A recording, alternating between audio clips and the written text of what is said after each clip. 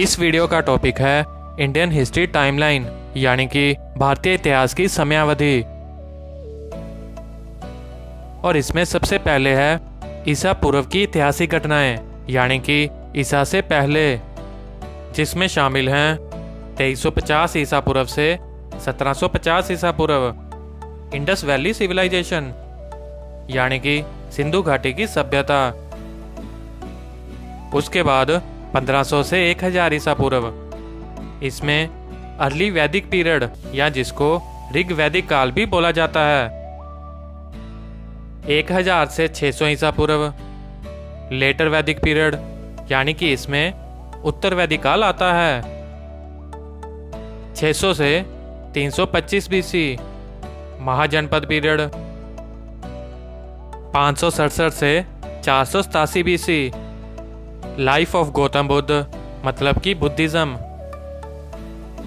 539 से 467 BC life of Vardhaman Mahavir, यानी कि जैनिज्म। 327 से 26 ईसा पूर्व भारत पर सिकंदर का आक्रमण और भारत व यूरोप के बीच के भूमि मार्ग की शुरुआत। 321 से 185 बीसी मौर्यन एम्पायर। उसके बाद 150 ईसा पूर्व से 250 ईस्वी पोस्ट मौर्यन पीरियड, और जिसमें आगे दो महत्वपूर्ण इवेंट्स शामिल हैं, यानी कि 57 बीसी जब विक्रम युग की शुरुआत हुई, और 30 बीसी जिसमें दक्कन में सातवाहन वंश और साथ ही दक्षिण में पांड्यन साम्राज्य शामिल हैं। अब है प्रारंभिक मध्ययुगीन भारत की ऐतिहासिक घटनाएं, जिसको एनो डोमिनी, मतलब कि ईसा के बाद बोला जाता है। इनमें सबसे पहले 78 एडी यानी ईस्वी में शक युग की शुरुआत हुई। फिर 319 से 550 ईस्वी गुप्त डायनेस्टी, यानी कि गुप्त साम्राज्य आया, और जिसमें आगे शामिल हैं 320 ईस्वी गुप्त काल की शुरुआत। फिर 360 ईस्वी जब समुद्रगुप्त ने पूरे उत्तर भारत और अधिकांश दक्षिण पर विजय प्राप्त की। 380 से 413 ईस्वी चंद्रगुप्त विक्रमादित्य का शासन। साथ ही कालिदास इसी वक्त हुए और हिंदू धर्म का नवीनीकरण हुआ। उसके बाद 550 से 750 ईस्वी पोस्ट गुप्त पीरियड, और जिसमें आगे 606 से 647 ईस्वी जिसमें हर्षवर्धन का शासन शामिल है। उसके बाद 629 से 645 ईस्वी, और जिसमें ह्यून सांग का भारत में दौरा शामिल है। चलिए दोस्तों, आगे बढ़ते हैं और अब देखते हैं प्रारंभिक मध्यकालीन भारत के दौरान विदेशी आक्रमण और युद्ध। इसमें सबसे पहले है 712 ईस्वी मोहम्मद बिन कासिम ने भारत पर आक्रमण किया और सिंध पर विजय प्राप्त की, जो उमैय्यद खिलाफत का प्रांत बन गया। 1025 ईस्वी सुल्तान महमूद गजनी ने भारत पर आक्रमण किया और सोमनाथ मंदिर को लूटकर नष्ट किया। 1175 से 1206 ईस्वी मोहम्मद गौरी ने भारत पर आक्रमण किया और भारत में मुस्लिम प्रभुत्व की नींव रखी, और इसमें आगे शामिल हैं 1191 ईस्वी तराइन की पहली लड़ाई, और 1192 ईस्वी में तराइन की दूसरी लड़ाई। अब है मध्यकालीन से आधुनिक भारत तक ऐतिहासिक घटनाएं। 1206 से 1526 ईस्वी दिल्ली सल्तनत।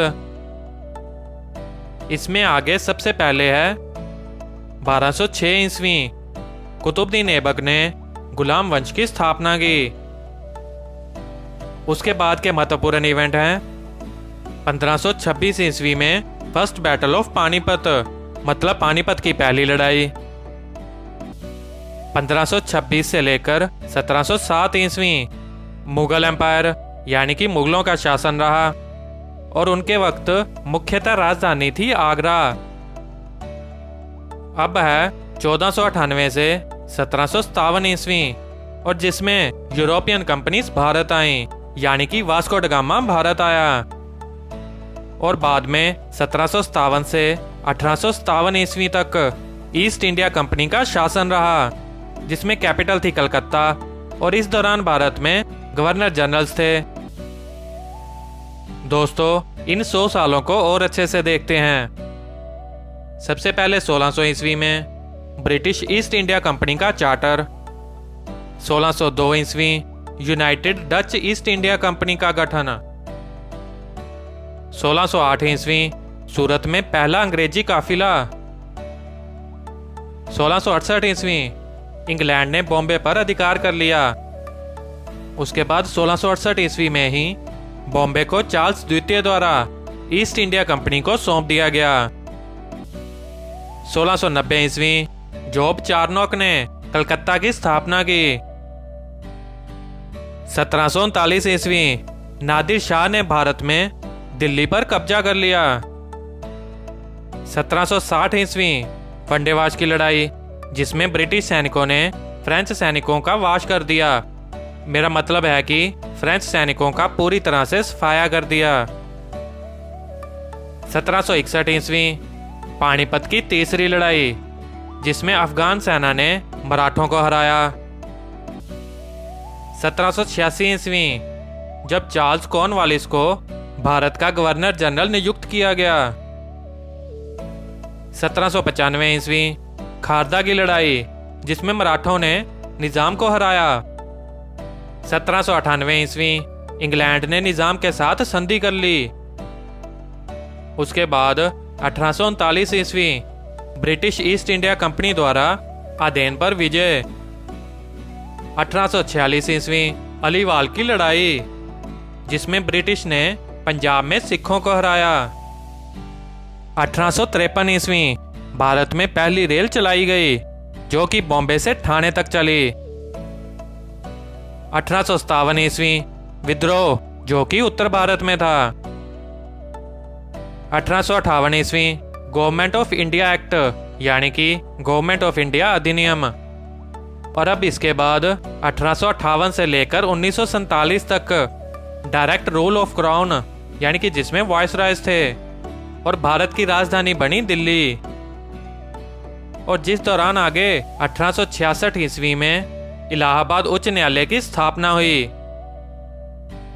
उसके बाद 1885 ईस्वी में इंडियन नेशनल कांग्रेस का जन्म हुआ। अब देखते हैं 1885 से 1947 ईस्वी का वक्त। दोस्तों, ये वक्त मुख्यतः फ्रीडम स्ट्रगल्स के लिए, यानी कि स्वतंत्रता आंदोलनों के लिए जाना जाता है, और जिसमें आगे 1885 से 1905 ईस्वी मॉडरेट फेज, मतलब कि मध्यम चरण रहा। 1905 ईस्वी जब बंगाल का विभाजन हुआ। 1905 से 1918 ईस्वी एक्सट्रीम फेज, यानी कि चरम चरण। इसी दौरान 1914 से 1918 ईस्वी में प्रथम विश्व युद्ध हुआ। अब है 1918 से 1947 ईस्वी गांधीयन फेज, मतलब कि गांधीवादी चरण। 1925 ईस्वी भारतीय कम्युनिस्ट पार्टी की स्थापना हुई। 1929 ईस्वी इंग्लैंड से भारत आने वाली पहला बिना रुकने वाला जहाज उड़ा। 1932 ईस्वी भारतीय वायुसेना की स्थापना की गई। 1936 ईस्वी उड़ीसा ब्रिटिश भारत के प्रांत के रूप में गठित हुआ। 1939 ईस्वी नेताजी सुभाष चंद्र बोस ने ऑल इंडिया फॉरवर्ड ब्लॉक का गठन किया। 1944 ईस्वी जयसामी पूर्वी भारत पर जापानी सैनिकों ने विजय प्राप्त की।